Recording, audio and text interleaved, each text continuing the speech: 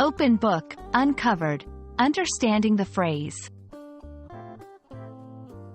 Hey everyone, welcome back to our channel.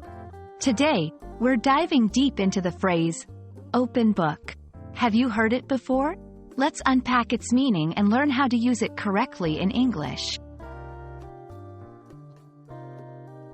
When you think of an open book, you probably imagine a book laid out on a table, pages open, ready to be read.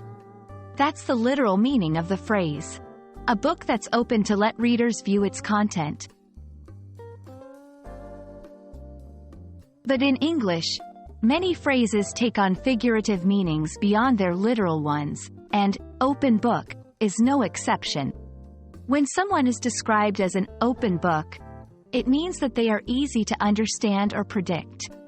They might share their feelings and thoughts freely, making it easy for others to know what they're thinking or feeling.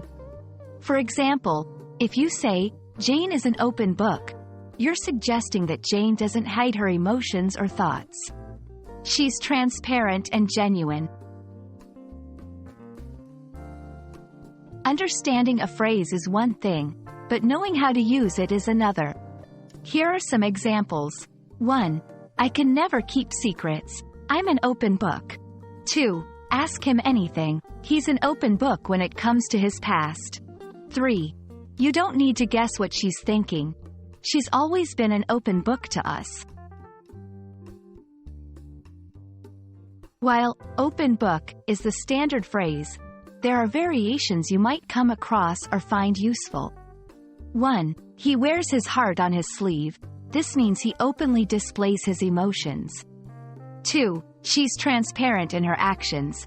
This means she's clear and easy to understand. There you have it. The phrase, open book, is not just about books, but about transparency and authenticity. We hope this video has shed light on its meaning and usage.